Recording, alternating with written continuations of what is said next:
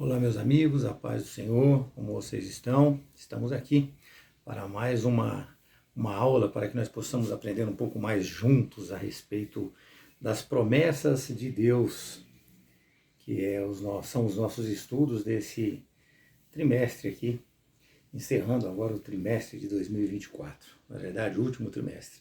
E nós hoje falaremos, na lição número 10, sobre a promessa da proteção divina, a promessa da proteção divina, meus amados. Um estudo muito bom, eu aprendi bastante me preparando para poder conversar com vocês a respeito disso.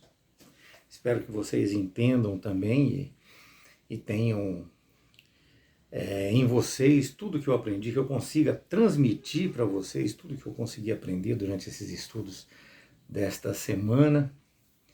Mas vamos iniciar, não vamos perder tempo não, vamos iniciar, é uma aula bastante tranquila, então vai ser um bate-papo bastante informal aqui, e eu acredito que eu consiga levar para vocês bastante conhecimento, acrescentar muitas coisas. Vamos lá, meus amados. Com o primeiro homicídio lá em Gênesis, o ser humano sem Deus e tentado pelo diabo, é claro, ele começa a resolver as suas divergências pessoais e até mesmo as divergências que eles têm entre grupos, e eles começam a agir através do quê? Através da força e da violência física.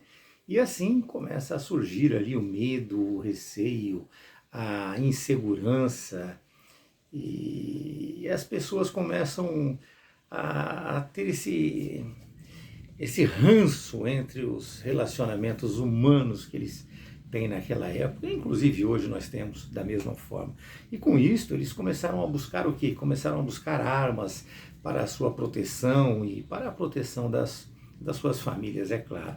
Porém, quando Deus chamou Abraão, nós não vamos divagar muito a respeito de todas essas coisas, porque senão a aula vai ficar muito extensa. Eu quero trazer uma aula bem compacta e bem simples para vocês. Então, quando Deus chamou Abraão, meus amados, para ser o pai de uma grande nação, ele fez a eles, a Abraão e a todo o seu povo, uma promessa de proteção divina. E hoje nós estaremos meditando a respeito disso, através tanto do Antigo quanto do Novo Testamento. E embora hajam muitos outros textos, meus irmãos, a respeito disso ou sobre isso, hoje nós estaremos utilizando os textos em Efésios 6, de 10 a 18, e os Salmos 91, Efésios 6 e o Salmo 91. Essa foi a sugestão de estudo do pastor Erinaldo Renovato. Eu estou comentando sobre ele, trazendo para vocês isso, porque nós temos vários textos que nos falam a respeito disso, mas vamos usar criteriosamente o texto que foi sugerido pelo doutor Renovato. Estes dois textos, meus amados, estes textos, eles deixam claro que o Senhor, ele protege, principalmente dos principados e potestades. E o que seria isso, meus irmãos? Principados e potestades. Na Bíblia Sagrada, ou na Escritura Sagrada, como eu costumo falar sempre, dependendo do contexto, esses governantes podem ser líderes políticos e governantes espirituais, tipo anjos e demônios. Ou seja, os príncipes das trevas deste século, que tem Satanás como comandante. 2 Coríntios 4:4. Isto, meus amados. 2 Coríntios 4:4 diz assim: nos quais o Deus, com D minúsculo, o Deus deste mundo, cegou as mentes daqueles que não creem, para que a luz do glorioso Evangelho de Cristo, que é a imagem de Deus, brilhe neles. Então, o príncipe deste mundo os cegou. Então, eles estão aqui obedecendo o príncipe, as potestades do mal, os principados. Mas a luz do glorioso Deus vai brilhar sobre todos eles. Amados, existem várias possíveis explicações para o mal e para a incredulidade na terra. Nós precisamos entender isso. Mas o fato é que existe sim um poder invisível agindo eficazmente na existência humana. Então, as pessoas tentam explicar de várias formas, de várias maneiras, porque quem fala que não acredita em Deus, ela não deveria também acreditar no demônio, não é verdade? Não seria isso? Eu não acredito em Deus. Se você não acredita em Deus, você não acredita também no demônio. Mas é ao contrário, as pessoas eles desacreditam de Deus, mas acreditam que tudo é interferência do demônio. Então, meus amados, nós precisamos entender que, como cremos em Deus, nós entendemos a Deus e conhecemos um pouco ali da Escritura Sagrada, e estamos cada vez mais nos aprofundando nela, nós entendemos sim que existe esse poder invisível agindo de uma maneira demoníaca, né, de uma maneira maligna nos seres humanos. E algumas pessoas que praticam essa impiedade, essa perversão, né, eles acabam seguindo o diabo. E eles têm o diabo, amados, assim, como se o diabo fosse um Deus. É dessa maneira. Ou então eles praticam tudo isso por não ligar para nada. É difícil entender essas coisas, é uma coisa bastante complicada. Mas Paulo se referia a isto em Gálatas 1,4. Ele dizia assim, né, o qual se deu por nossos pecados. Então Deus se deu por nossos pecados para que Ele pudesse nos livrar do presente mundo maligno. Então o mundo jaz no maligno, nós já sabemos disso, e conforme a vontade de Deus, nosso Pai. Então ele veio por nós, ele se entregou por nós.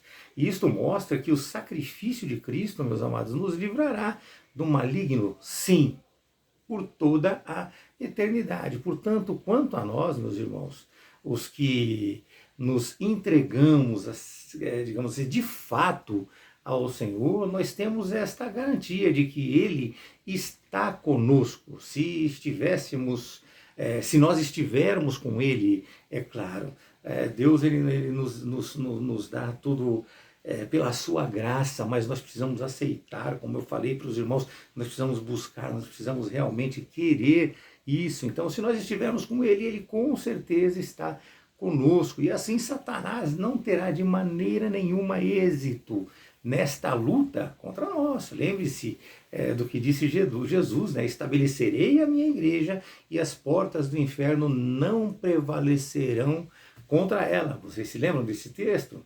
Mas vamos lá, vamos já direto ao primeiro assunto, que fala sobre a proteção espiritual sobre o inimigo. Então hoje nós estaremos bastante atentos sobre essas coisas. Como vamos lutar contra os inimigos, queridos? Quando nós lemos ali em Efésios 6, de 10 ao 20, que é o texto sugerido, nós percebemos que o cristão ele trava uma batalha espiritual neste mundo, né? Então nós precisamos entender que nós estamos de fato em guerra, e esta guerra ela é contra Satanás. Este é o nosso principal inimigo, e também, é claro, contra os seus agentes. E saibam que nós não poderemos vencê-los sozinhos. Não poderemos vencê-los sozinhos. Para se vencer esta luta, meus amados, o salvo, ele precisa, conforme diz Isaías 61:10, além de estar vestido da veste da salvação, ou seja, ele precisa ser de fato salvo, tá? De fato ele tem que ser salvo, ele precisa também se revestir da armadura de Deus.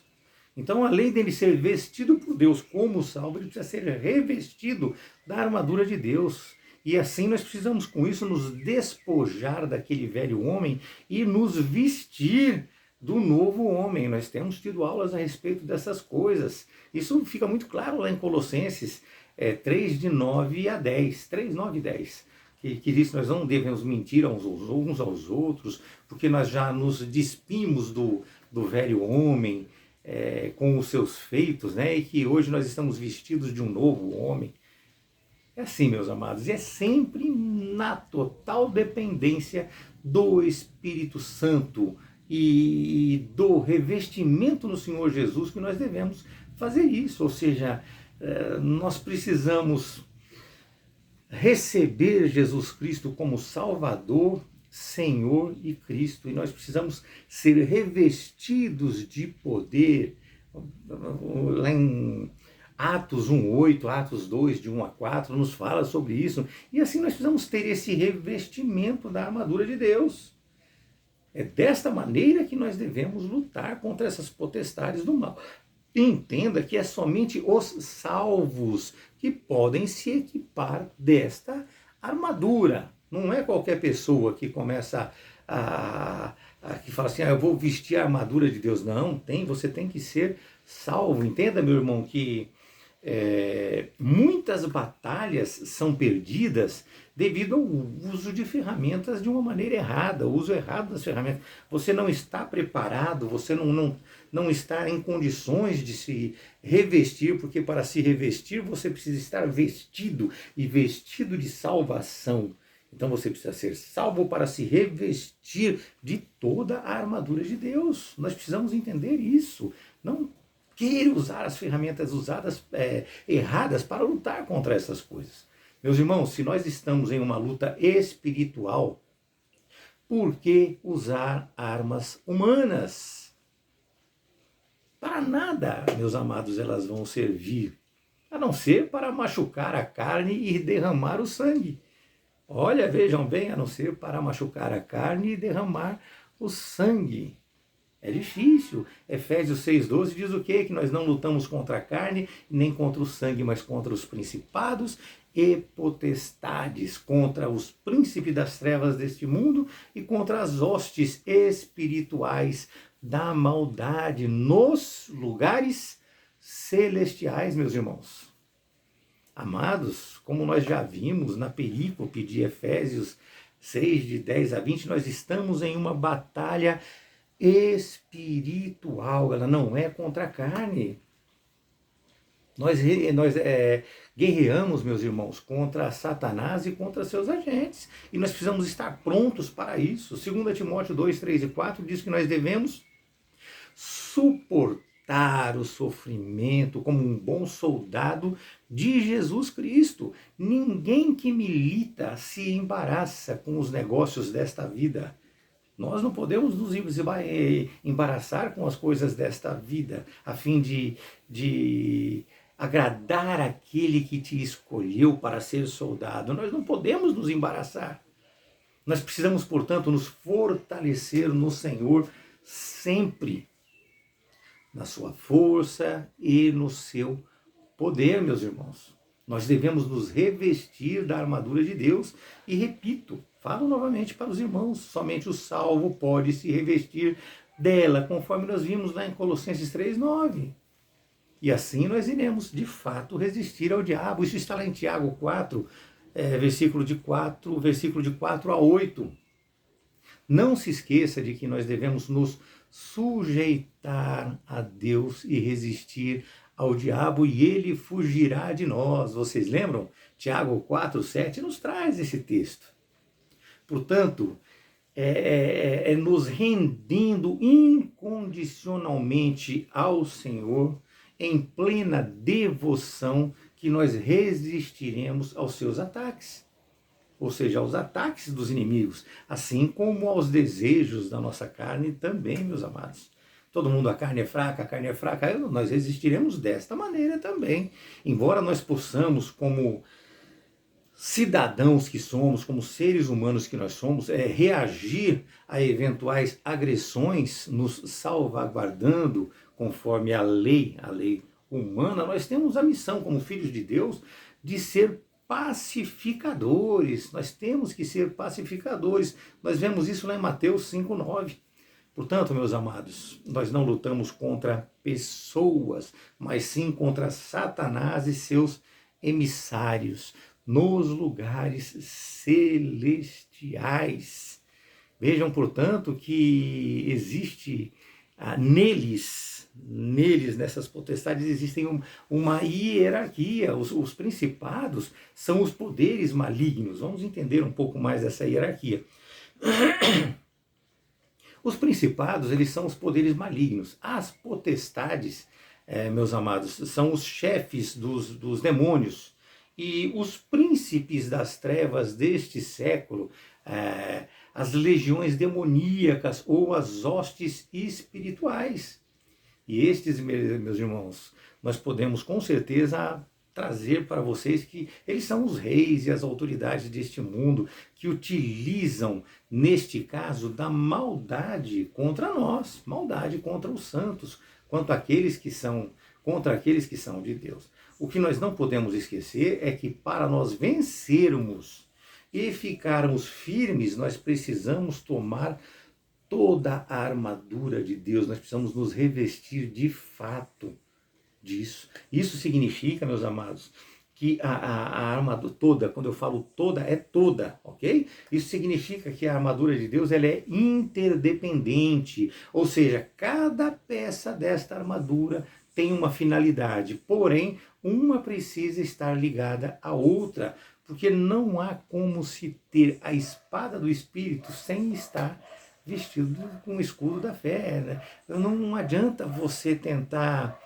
ter a couraça da justiça sem ter o cinto da verdade. Se você não estiver calçado da preparação, na preparação do Evangelho da Paz, como é que você terá todos os outros? Não tem condições, um está ligado ao outro. É importante aqui mencionar que nós devemos interceder também pelos missionários. Nós vemos a injustiça mundial aí com relação a missionários, eles sofrem uma perseguição absurda, e vocês vão ter um bom exemplo agora e vão entender do que é que nós estamos falando. Vocês lembram quando nós falamos da janela 1040? Nós tivemos essa aula, basta você voltar um pouco aí, alguns meses atrás, você vai ver que nós estudamos a janela 1040. Ali, meus amados, nós vimos claramente como as hostes espirituais agem e usam homens a seu favor, tanto na política quanto na economia, no meio social, em vários outros segmentos. Não vamos nos alongar nisso, mas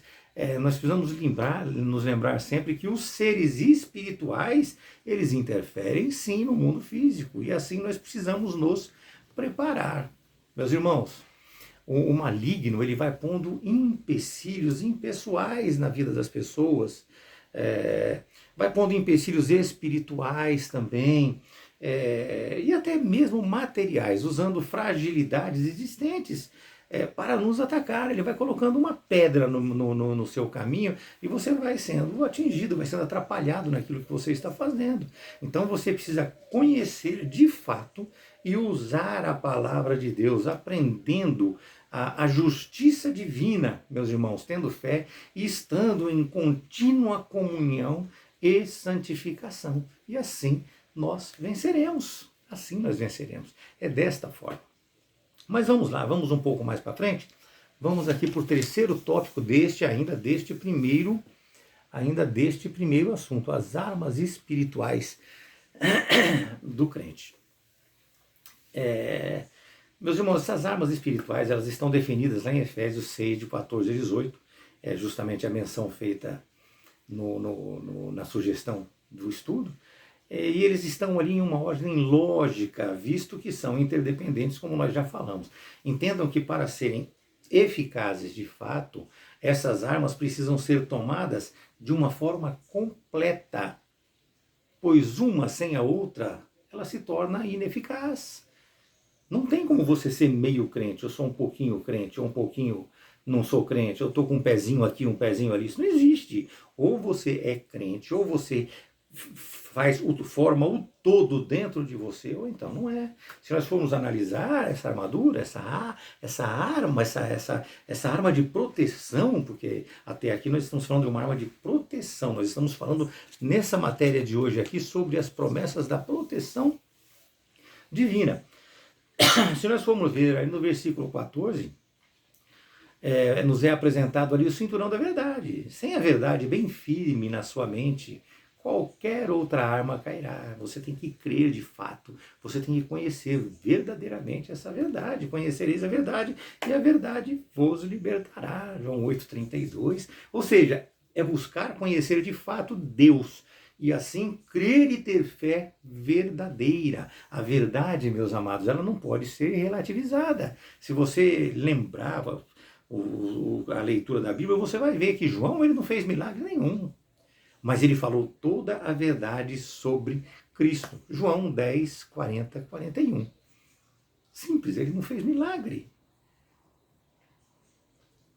As pessoas esperam das leituras, vai haver um milagre, vai haver... Não, ele não fez milagre, mas ele falou toda a verdade sobre a pessoa de Jesus Cristo.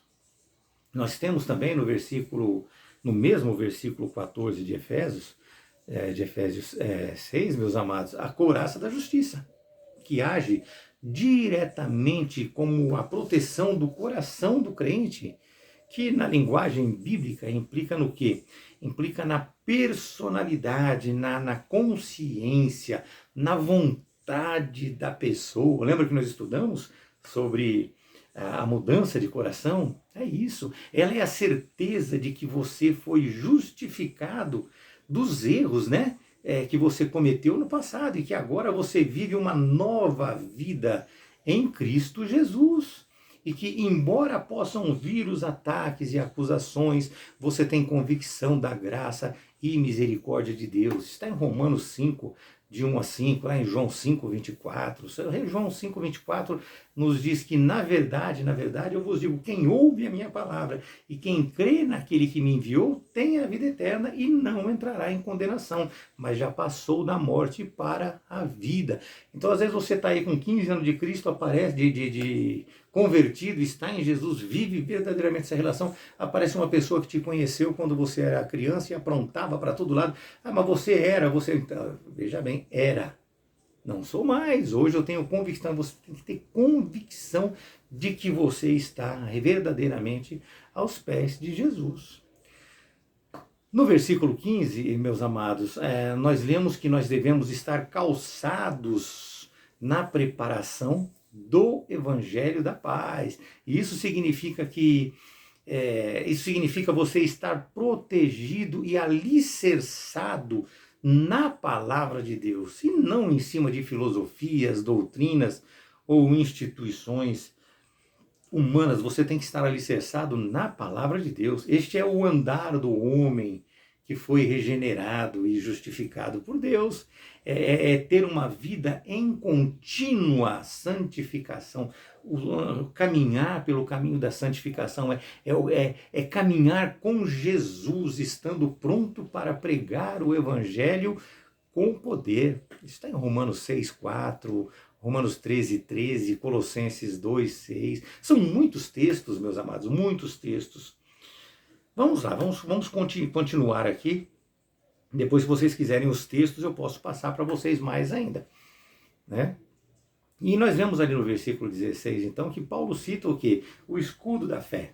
E nós vemos claramente lá em Hebreus 11, e eu gostaria que vocês, por favor, lessem todo o capítulo de Hebreus 11, que por piores que sejam os ataques dos inimigos, se você tiver a fé verdadeira, todos os dardos inflamados, lançados contra você, contra mim, contra nós, eles serão apagados. Lembre-se que sem fé é impossível agradar a Deus.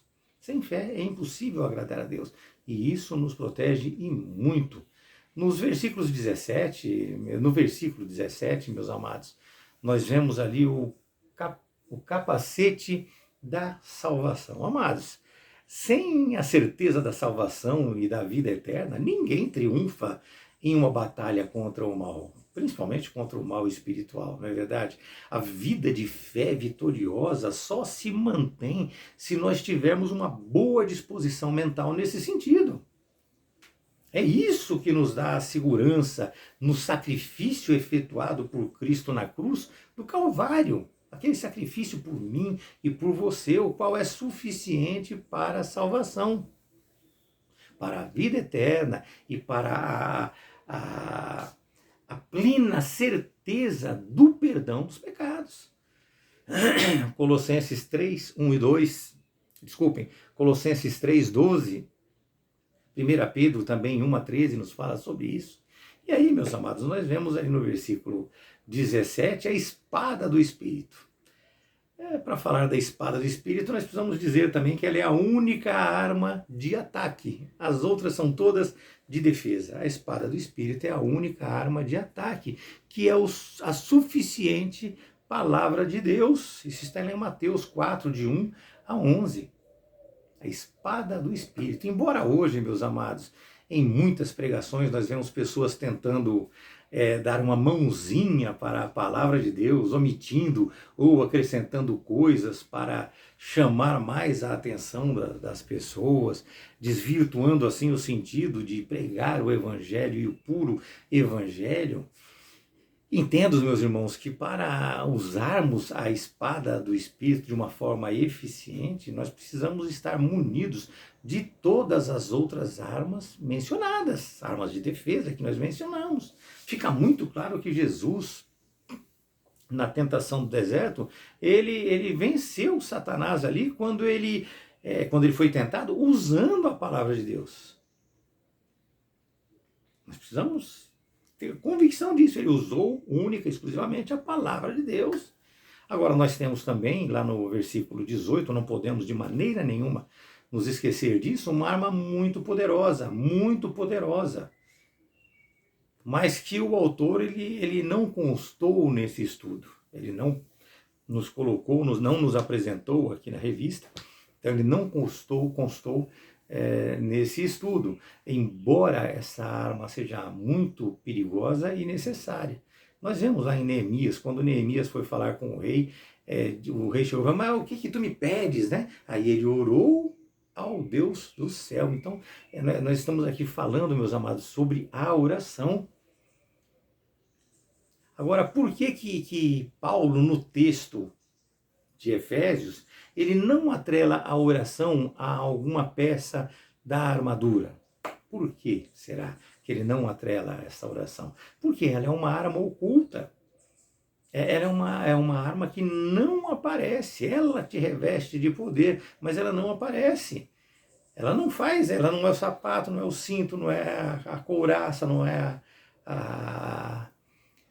o capacete, né? Porque ela é uma arma oculta, meus amados. Entendam que a oração é mente.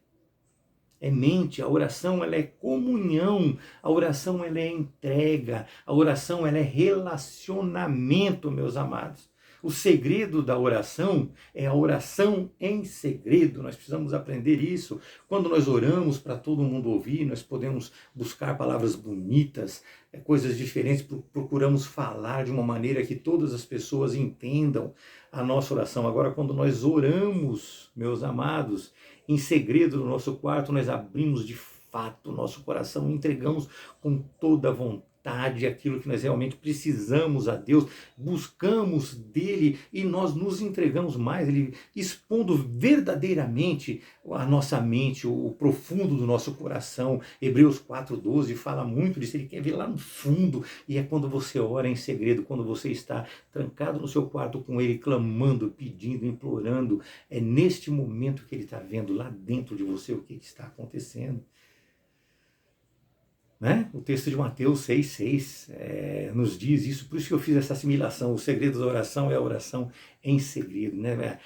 Mateus 6,6 nos diz isso: tu, quando orares, entra no teu quarto e, fechando a tua porta, ora ao teu pai que está em secreto, e o teu pai que vê em secreto te recompensará publicamente. Tudo que você orar em segredo, você vai ser recompensado de uma maneira pública, inclusive. Então, meus amados, entendam que nós devemos nos revestir da armadura de Deus por nossa ação individual e pessoal. Vocês perceberam isso no que nós conversamos até agora? Depende de mim, sou eu buscando todas essas coisas.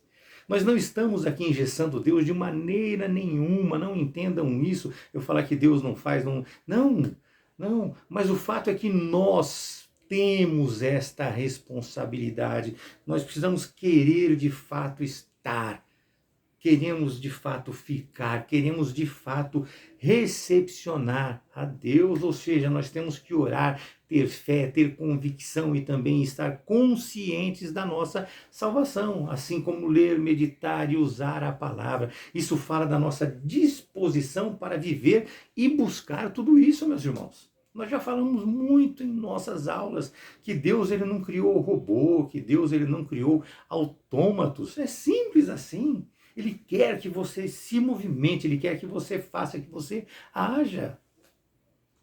né? Os seres humanos, eles têm vontade própria, Deus nos criou dessa maneira, nós somos capazes de decidir, nós somos capazes de escolher. Entenda que Ele nos vestiu com a salvação, nós buscamos, Ele nos vestiu com a salvação, Ele nos veste com a salvação quando nós buscamos, Ele nos oferece tudo, é tudo pela graça de Deus. Agora nós precisamos nos revestir através da nossa vontade, digamos assim, e é dessa forma, através da nossa vontade nós precisamos nos revestir.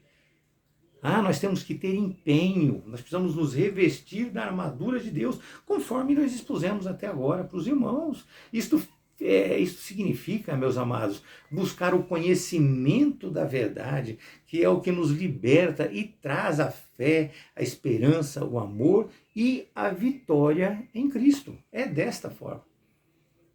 É desta forma. E vamos lá, vamos continuar, vamos seguir. Se tiverem alguma dúvida, depois podem me perguntar, tanto nas perguntas do YouTube, quanto também nas nossas aulas que nós... pelo WhatsApp, desculpe, não pelas nossas aulas, né? Pelas nossas aulas, é claro, mas pelo WhatsApp. O segundo assunto, meus amados, fala sobre a maravilha da proteção, a maravilhosa proteção de Deus. E aqui é uma abordagem já do Salmo 91, nós já saímos de Efésios, estamos entrando aqui no Salmos 91, que deixa muito claro que o Deus Altíssimo, ou seja, Elion, o Deus lá de Gênesis 14, de 18 a 22, ele é também onipotente, que é Shaddai, ele protege e dá descanso a quem habita no seu esconderijo. O Salmo 90 no primeiro versículo e o Salmo 91 no versículo 9 fala isso. Com isso nós entendemos a necessidade de relacionamento, de intimidade que é gerada através do contato espiritual, desta comunhão. Vocês veem que uma coisa liga a outra, não é? A Bíblia Sagrada ela não se isola em momento nenhum, de Gênesis a Apocalipse, ela não se isola, não tem um versículo separado, não, é uma continuidade, é uma sequência de ações de Deus, uma sequência de ações humanas, né? Não é obra, são ações, são decisões, porque você é apto, você pensa, você discerne, você consegue, você aceita, você se permite, você quer, não é imposição. Deus não impõe nada a ninguém, nós já aprendemos isso fartamente. Com isso, meus amados, nós entendemos essa necessidade de relacionamento. É assim nós devemos entender que Deus, ele é o nosso refúgio. Ele é, de fato, a nossa fortaleza. E nós devemos confiar nele. Isso está lá no versículo 2. O crente escondido em Deus, ele traz em si, meus amados, essa certeza e ele a transmite aos outros servos de Deus. Você tendo essa certeza em você, você vai falar dessa certeza para os seus irmãos, para os seus amigos, para os seus inimigos. A nossa função é essa, é ganhar almas para Deus, trazer pessoas para a igreja de Cristo. E não é através do convencimento, isso é feito pelo Espírito Santo. É Ele que vai preparar aquele terreno, nós vamos preparar aquele terreno, Ele vai agir, nós vamos de fato auxiliá-lo nesse sentido da nossa função e de pregar o Evangelho. Nós temos que pregar, nós temos que falar, mas é o Espírito Santo que convence. O Espírito Santo convence. Agora, quem se converte é o homem. É o homem que se converte, porque ele tem o poder de decisão. É desta maneira, meus amados. O Salmo 91, 3 e 4 diz o quê? Que certamente ele te livrará do laço do passarinheiro e da peste perniciosa, e ele te cobrirá com as suas asas, com as suas penas. É desta maneira que fala. Vejam, portanto, meus amados, a relação estabelecida entre estes dois textos usados pelo autor. Aqui nós vemos uma ligação muito grande entre um e o outro. E o laço do passarinheiro faz, meus amados, alusão ao quê? Aos ardis do maligno. Olha aí, estabelecimento de relação, como eu falo para vocês. O laço do passarinheiro faz alusão aos ardis do maligno. E aqui, aprenda que o mal não tem pressa. O mal ele não tem pressa, ele vai alimentando o homem aos poucos nesses ataques de necessidades humanas, de vontades, de desejos, de medos, de temores, de dúvidas. E às vezes só nos apercebemos de todo o mal que nós já temos ao nosso redor quando caímos de fato. Ele anda, meus amados, como diz a Escritura Sagrada, ao nosso derredor, bramindo como um leão, à espreita para buscar a oportunidade de nos atacar. Mas nós devemos resistir firmes pela fé no Senhor. Não podemos abrir mão disso. Essa fé, meus amados, é um escudo contra todos os ataques malignos. Isso está lá em 1 Pedro 5, 8 e 9. Já quando nós falamos sobre a peste perniciosa, meus irmãos, na Bíblia isso significa basicamente doenças perigosas, com potencial de se tornarem até pragas, epidemias, conjecturando aqui da maneira que eu costumo fazer. Mas nós precisamos nos lembrar sempre que pela obra consumada de Jesus, os salvos têm proteção contra a obra das trevas. Portanto, nós podemos sim, tá, como nós já ensinamos para os irmãos, estar enfermos, mas não por encantamentos malignos. Ok?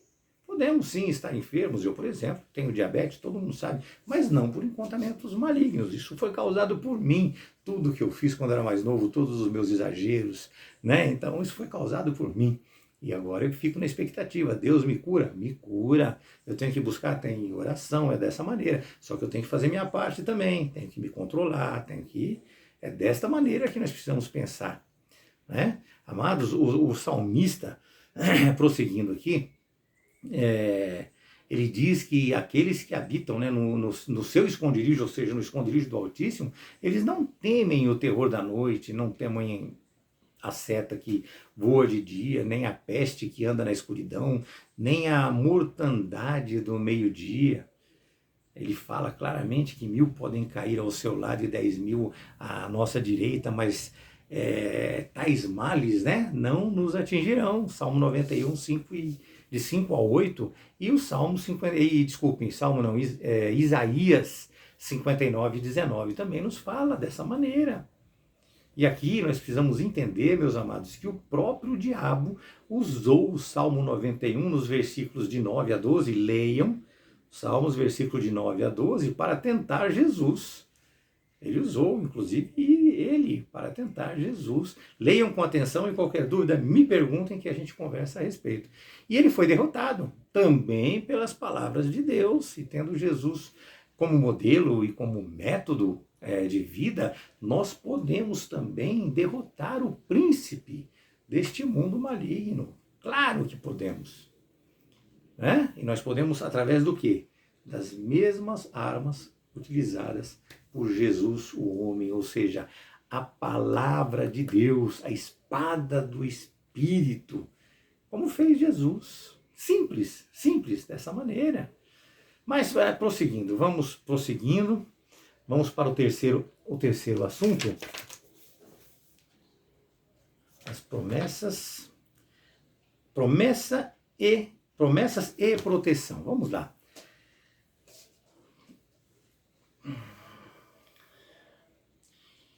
Nós vemos, meus irmãos, que no primeiro ponto, a promessa, ele fala sobre a promessa de derrota dos inimigos. Veja que a salvação, ela é uma bênção que abrange o passado, o presente e o futuro. E isso implica em vitória sobre todos os inimigos. Hoje nós triunfamos pelo poder do Espírito sobre Satanás, sobre o mundo e o pecado.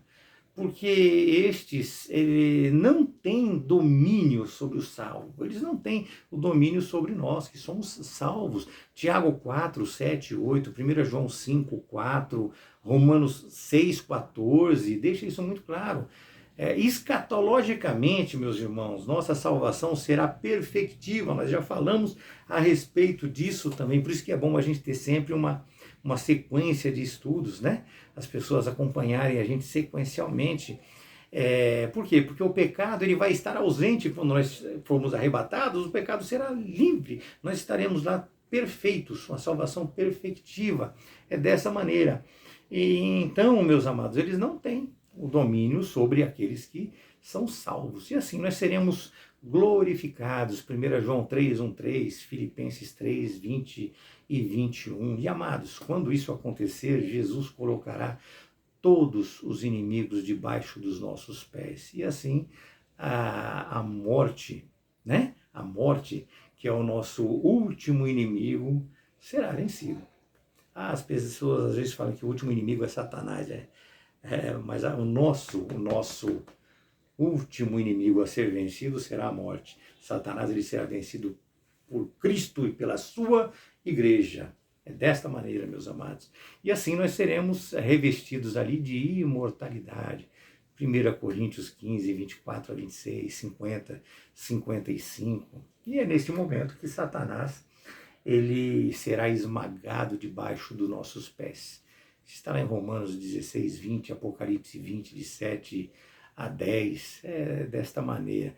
Essa semana teve uma polêmica muito grande aí se haveria sofrimento, inclusive ali no Tribunal de Cristo. Meus amados, só para deixar isso claro para vocês, no meu entendimento, quando nós somos arrebatados, nós já estamos perfeitos. Nós vamos no Tribunal de Cristo receber o nosso galardão. Já não há mais tristeza e nem choro. Não há mais tristeza nem choro. Amém? Sendo bem sucinto nessa explicação. Sendo bem sucinto nisso, não é da nossa aula, foi apenas para... cabia aqui, então eu acrescentei para os irmãos, né? Nós precisamos entender, meus amados, é que o futuro glorioso da igreja, ele já está garantido. É como nós falamos sempre.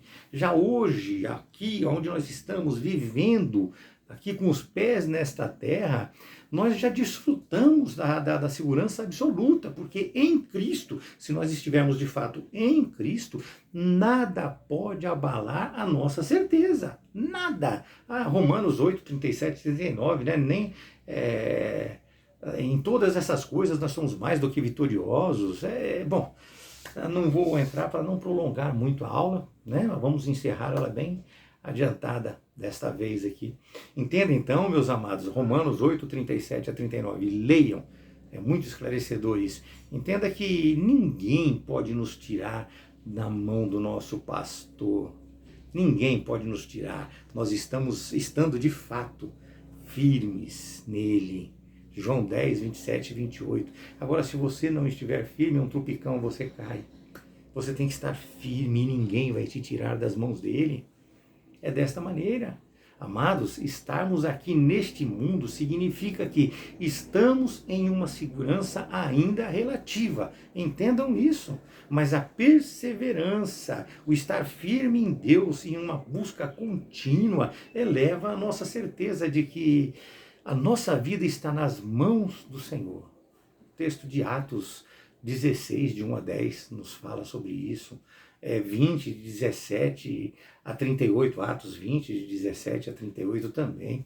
E para nós termos a certeza disto, nos basta olhar para a vida de Paulo. Basta nós olharmos o que ele sofreu, meus amados, mas o que Deus cuidou dele também, né? Ele sofreu muito, ele passou por muitas coisas, mas Deus estava sempre ali no comando de todas as coisas, mesmo diante de todas as tribulações pelas quais ele passou, mesmo diante de todas as suas lutas, né? Ele perseverou. Vocês lembram daquele texto magnânimo dele, né? Que ele combateu o bom combate, completou a carreira e guardou a fé.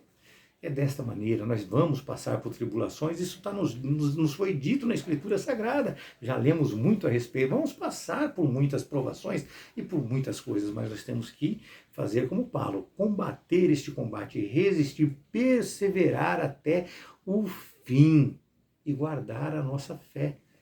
É desta maneira, nós já vimos, meus amados, em tempos futuros, que nós estaremos eternamente seguros na presença de Deus. Isso está lá em Apocalipse 21, 1, 22, 5, entre outros textos. Agora, no presente, esse momento que nós estamos vivendo agora, o nosso corpo, meus amados, ele ainda não foi glorificado. Nós falamos sobre isso também nas aulas anteriores e ainda está sujeito a se deteriorar. Salmo 90, 10. Salmo 90, 10. E assim, nós também estamos sujeitos aos perigos existentes nesta terra. Entretanto, entendam que a nossa vida está nas mãos de Deus. Nós precisamos entender isso. E Ele nos protege segundo a sua vontade, segundo aquilo que Ele tem para nós. Mas é claro que nós devemos fazer a nossa parte, mesmo sabendo que se Ele não proteger, se não for da vontade dele nós sermos livres de algumas coisas, como aconteceu com Paulo, entre tantos outros, né? Todos os nossos cuidados serão em vão. Então, se ele permitir que aconteça as coisas acontecerão, por mais que nós tomemos cuidado. Mas, por outro lado, mesmo sujeito a todas essas provações, a todas essas aflições, a todas essas angústias, a todas essas coisas que aconteceram com eles e poderão sim acontecer conosco, nós devemos confiar nas promessas do Senhor. E no caso da aula de hoje, meus amados, as feitas através do Salmo 91. Tá? E através do Salmo 91 nós temos que nos preparar de tudo isso e nós temos que nos preparar munidos da armadura de Deus. Então nós temos que nos abastecer de todas as informações que nós tivemos hoje aqui para poder estar em paz com Cristo e viver tudo o que está sendo ofertado a nós por Deus. Porque se não for de Deus, nós não passaremos por essas coisas. Não passaremos, não que Deus causou essas coisas, não que Deus causou, mas Ele vai permitir que nós passemos. Nós estamos sendo preparados aqui para morarmos no céu. Nós precisamos entender, mas eu estou sofrendo, eu estou passando por tribulação. Você está em Cristo, você está de verdade em Deus, você está vivendo essa relação, você está se aprofundando, está buscando cada vez mais, você está salvo, você buscou a sua salvação, está investindo nessa salvação, você está salvo de fato, através daquilo que você pratica, através daquilo que você faz, está? Revista-se então com a armadura de Deus e viva toda a sua graça, toda a sua misericórdia e toda a sua paz. Amém? Que Deus abençoe a todos. Uma semana maravilhosa para cada um de nós.